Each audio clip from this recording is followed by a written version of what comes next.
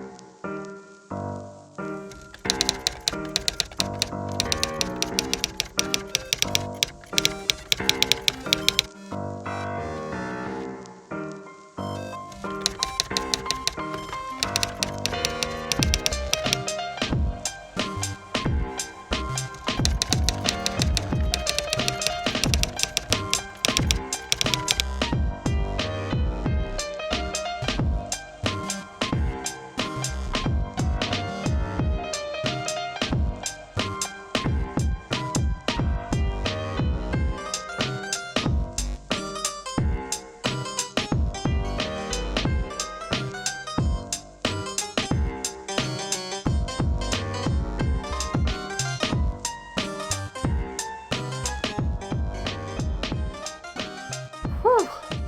Man, that was a season. That was like a really good season. Now to recap, I've only done one episode review, and that was the very first episode. And as the show progressed, I felt like this show is so dependent on spoilers not being revealed. You need to go into the show with a clean slate, kind of like Star Wars. And to give you a brief synopsis of this season, it involves a husband and wife that get in way over their heads with a rivalry between the Gerhardts, mob family. I believe that's dealing with the drug cartel from Kansas City. And just go way over the heads. And we focus on Lou Solverson, who we've seen in season 1, who is the father of Molly, our main hero from season 1. And he's the main hero of season 2. And it was just an amazing cast. Everyone here does an amazing job. There's no wasted talent here. There's no wasted dialogue. There's no wasted scenes. There is no filler. This show is so amazing. The dialogue is awesome. It is very well put together. You laugh. You get scared. It's just a mix of like a boiling pot of genres. This show Fargo is. It's heavily influenced by the Coen brothers for obvious reasons, and then also there's little nods like to Big Lebowski and to Oh Brother Where Art Thou, in not just in terms of visual style, but in terms of music choices. There's a lot of covers of songs that are used in Fargo that were songs previously used in other Coen brothers works. There's also themes borrowed from other of their works, and the list can go on and on. This show is a love letter to just Coen Brothers filmography, and if you're a fan, there's no reason for you not to love this show. And a big thing I loved about this show that I really haven't seen much in television, I've seen it in movies, but not in television, was the use of split screen. And they use it in different ways. They would use it for like when one scene was happening, we get two different points of view going on at the same time. Like someone would be in their house and while someone else is sneaking in to kill them, just for an example. Everyone gets their time to shine. Even the side characters. One of my favorite side characters was played by Parks and Recreation's very own Ron Swanson, Nick Offerman. He kind of plays a very conspiracy theory, like the world's gonna get him type of character, and he plays it brilliantly. There's one episode where he really gets the spotlight, and I enjoyed it, and it was really cool to see Nick Offerman doing something else that, I mean, most of us are all used to him in Parks and Rec. And Ted Danson is very good in this show. He's kind of the heart, at least he's one of the hearts of this show. Like I said, the acting here is superb. Everybody puts 110% into their roles. But there are a few notable highlights from this show, and two of them just got Golden Globe nominations. One is Kirsten Dunst playing the role of Peggy Blomquist, and the other is for Patrick Wilson playing the role of Lou Solverson. We also can't forget to mention Bokeem Woodbine, who played Mike Milligan, and Zahn McLaren, that played Hansi. Kirsten Dunst plays crazy good. She plays it. You believe she's crazy. She's cuckoo for Cocoa Puffs. She's off the reservation. Yeah. And at first, I didn't really care for her in the first half of the show, But then as you realize that she's not selfish, I think it's more that she's just delusional, and she's kind of gone the breaking point. And I think she actually really speaks for women's rights. I actually, near the end of the show, I understood what she was fighting for. At the same time, though, she was delusional. But in a way, I think she was ahead of her time. Patrick Wilson as Lou Silverson was the heart of this show, and he was the goodest of the good. He had the morality. He was the compass, and he played it so good. And halfway through the season, he began this sarcasm to the villains that really made me chuckle. And he's just I wish, you hope there's people like him in real life. I mean, he's caring. He loves his family. He loves his wife. He loves his daughter. He's a good cop and good-natured, good-mannered guy. And it was just really nice to see someone that didn't really have much flaws.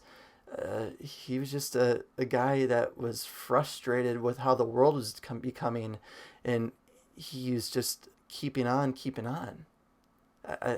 Patrick Wilson is probably one of the finest actors out there today. Bokeem Woodbine, oh my goodness. If there's anyone to compare to Billy Bob Thornton from season 1, it's him. He played the character of Mike Milligan amazingly. He had some of the best monologues in this show, about when he went on about the Jabberwocky, the famous poem. It was just great. I mean, the guy speaks poetry in this show, and he's got this calmness to him. And then as that show goes on, he kind of unravels more as he's losing control. And but he's a smart man. He knows when to stop, when to say no, and when not to go too far. But he's aching for some action and for some power. And then there's Hansi. Hansi was somebody that was cool, but he was kind of in the background in the first half of the season. And as the second half was starting to come around, he became his own beast. Obviously, he's a force of nature, but then we started peeling back the layers of his character and learning more and more about him. And man, that guy's got layers, man. Oh, whew. Now the big question, is this better in season 1? I had to debate that, and I have to say yes. Now, the characters might not be as strong as like Billy Bob Thornton and Martin Freeman had, but it's evenly spread out in season 2 with amazing characters. And where season 1, I felt like there was some side characters that just were there and were fillers. No offense to season 1, I still love it, still will. But season 2, I just felt like had a better ensemble. And I just think, and plot as well, it just ran smoothly. It didn't jump in time like season 1 did. There's still surprises. I think there were more surprises in season 2 than season 1 that I can remember. And just I like the direction more. Like I said, the split screen was an amazing style choice, and the music was great. Where the score for season 1 I can remember, but I don't remember like the soundtrack being as memorable as it was in season 2. So, but they're both great. And I think the big thing I love about this show is it's a show about morality in the end of the day, and how light can still overcome darkness even when it gets pitch black. And the character of Lou Silverson is like almost to the point of giving up, because you look at the world around and he sees the negative and all the bad, and he's like, is this ever going to turn around? And it was just great to see that type of message. I know we get good and evil all the time, but this kind of paints it in a little bit more in shades of gray. And oh man, this is just amazing, amazing television. I will give it a 5 out of 5. It's that good. Might even go 6 out of 5. It's that good. So, Again, this is Jeff from Nerd Park. I hope you enjoyed my review of Fargo Season 2. You can check it out on FX and video on demand, and I'm sure it'll be on Blu-ray soon. Remember to follow us on Facebook and on Twitter, and check out our podcast on SoundCloud. And I hope you enjoyed my review, and stay nerdy.